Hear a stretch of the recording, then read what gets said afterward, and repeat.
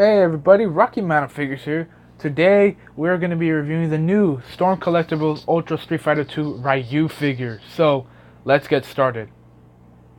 So first things first, we're going to be taking a look at the packaging and then the accessories that come with the figure. Then we're going to be taking a closer look at the figure itself and the details and the sculpting and then the articulation.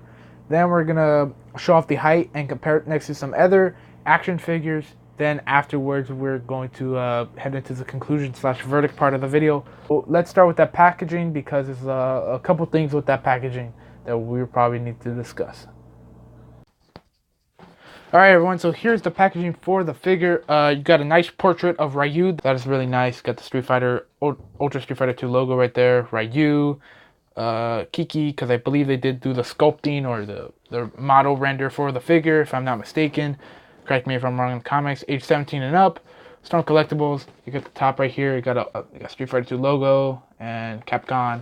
The back of the box, you got a lot of unreadables and just, ways you can display or use the figure.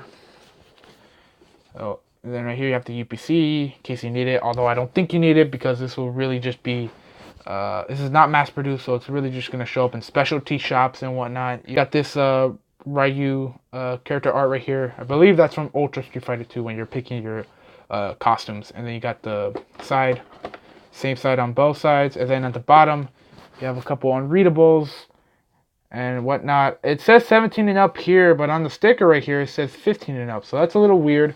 I'm pretty sure it's meant for more people over 17 years old.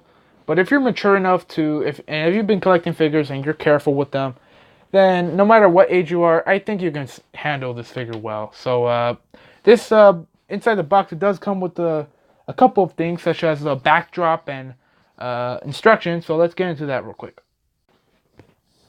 Okay, so getting into what else the some of the accessories for the figure. This does have an instruction manual. Some of the stuff is in a language that I don't know. So there will be unreadables on here, but I think for the most part you can get it. They show pictures and all that for the figure, like how to put on the head, how to install the hands, and how to get the base on, and everything. I'm going to show off the accessories really soon. I really like this card. I told myself I might actually display this card or thumbtack it to a wall because this does look really nice. I like the artwork. I like the style of it. So I might display this on a wall or something. Then this comes with the backdrop piece that shows, I forgot where this is somewhere in Japan in the game. I can't remember what the location's called. I know it's Kanzuki Castle or Kanzuki Castle. No, that's Karin's last name. I don't know. It'll come back to me maybe later. I don't know. But yeah, it's really nice. It really does resemble the game, and it's got this awesome other side to it. This is like if you win a round with the super, I believe. That's what would happen, This whole thing would pop up right on the screen. So that's cool. Let's get into the accessories real quick, starting with the heads. The heads, it comes with 4 heads, which is awesome. I really like it. Head it comes out of, the head that it comes out of the package with the figure is this head, which is more stoic, sort of calm looking face, sort of stern looking face, That's really nice. Then next he comes with the yelling, screaming head. Maybe he's yelling out a taunt or yelling out Hadouken to his foes or something. Or maybe he's getting punched. And then you got this one. Again, it's a more grinning teeth face, more mad face. Like he's setting up his Hadouken. And then you have the continue face, which is really nice. I really like this continue face. It looks really good. It's got some black. You got 2 black eyes. Got blood running down, some sweat, dirt around the mouth. It looks really nice. I really like it. And as you notice, every head actually has a port in the back. And this figure comes with 4 extra pairs of bandanas. Now this guy does come with a lot of hands. The hands right here, I'm going to get them on the table. He does come with, out of the package, he does come with his fisted hands, which, have this nice, it's got this, I forgot what these are called. These are sort of boxing gloves, but just for his top right here, top of the hand. It's sculpted really nice. And he comes with the Hadoken hands, which are fingers are clenched in like that. These also look very nice, you know. It's got nice details and everything. Then he comes with flat hands. You can use these hands to slap somebody. Last set of hands are a type of grabby hands. Maybe you can use these to have like a grabbing, you know, because he's always, you know, in the game you can grab them and you can throw them. So maybe you can use these to have that same effect, you know. More accessories.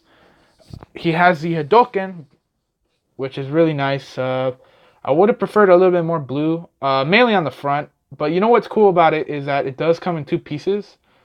So you have the front piece right here, then you have this piece right here. And in my, I was actually thinking of putting like a little light in there.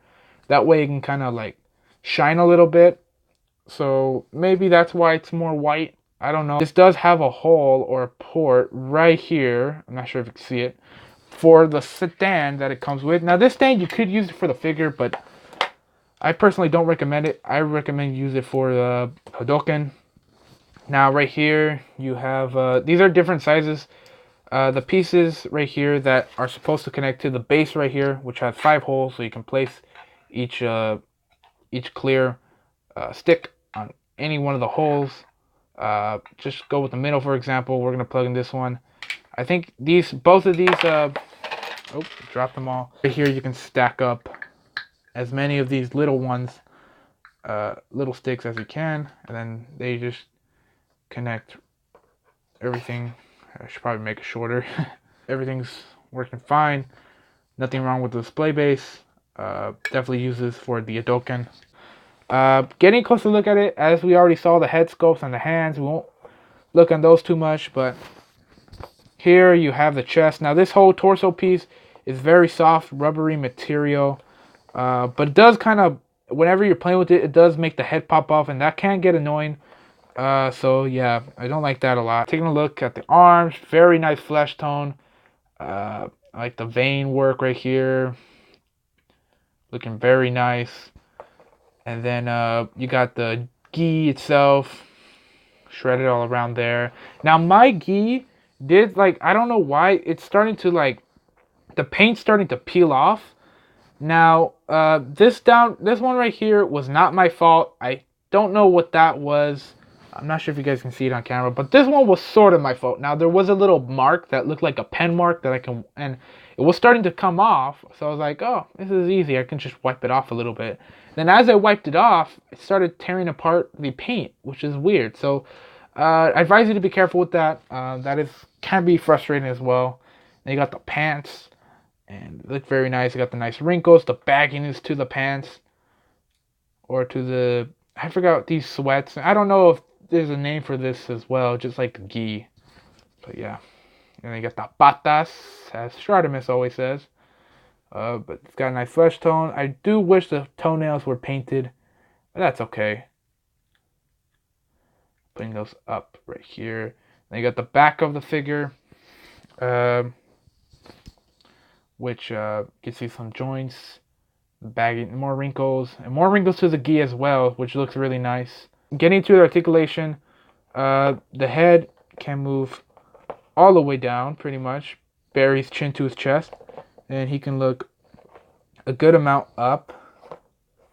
Let me put it back a little bit so that way you guys can see. Then he will move side to side. He does have very generous head movement. Oh my god. Very generous head movement. That is very good. The bandana can spin around as it is just plugged in. You know, so in case you want to have the wind motion, do so as you please. Do as you please. And then this arm, it can move up and down. It's got a hinge, so it can move a long ways up. And then he has the cups inside, so it kind of gives him a butterfly joint, which he'll move quite a lot inward. He's got a bicep cut, double jointed elbows, but the muscles, you know, does kind of get in the way. Although it does look nice, it does kind of get in the way. So he will move it pretty much a little bit under 90 degrees. And the hands, They move side to side, and depending on where you have the joint, it will move either up, very generous up. Is this kind of double jointed? So you have the peg that's plugging into the hand, that's one joint, and then you have the peg that's plugging into the wrist, that's another joint. So it is double jointed pretty much. So it can move all the way in, and it can move all the way. There goes the hand. I did not mean for that to happen. It can move all the way out as well, and this head is popping out. See what I mean? And you can spin that around, and he'll move that hand that way or that way. So that's really good articulation. And the gi will kind of start floating around, so I just kind of try to do your best to shave it down. Now he does have a torso ab crunch, and he does have a waist cut. So using both of those, can move his there you go. And the waist joint is being messed up to me that far down. Moving it back, can pretty much move for quite a ways back. He's got some squeaky legs right there, which I don't like, and it's very annoying, but it's okay. He can pretty much, wow, I haven't tested this out yet. He can pretty much do the full splits, so you can really get the spinning kick move out of him, which is good. His legs do move out that far. They do move back that far as well, in case you want to get some kick moves out of him. He's got a thigh cut up in there. He's got double jointed knees that I wish can move in just a little bit more. I feel like this is a little bit, even for the bagginess of the pants, I think they could have improved on this a little bit, but it's okay. Then he has, not boot rotation, but, calf rotation. That's good. He can move his feet all the way down right there. Move his feet. And there goes the head again. I'm just going to leave it alone.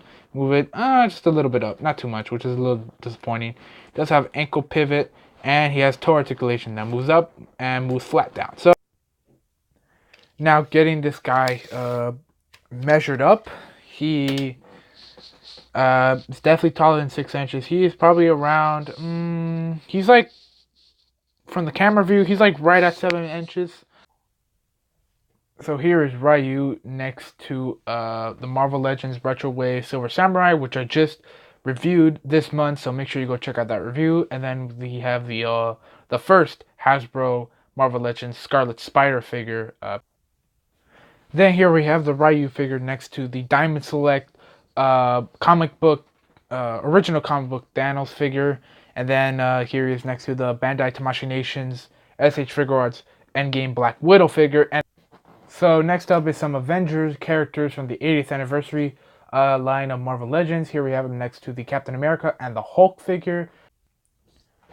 So lastly, here we have some X-Men comparisons. Here is Ryu next to Tiger Stripe Wolverine and the 2017 Warlike Wave Cyclops. Yeah, let's get into the conclusion.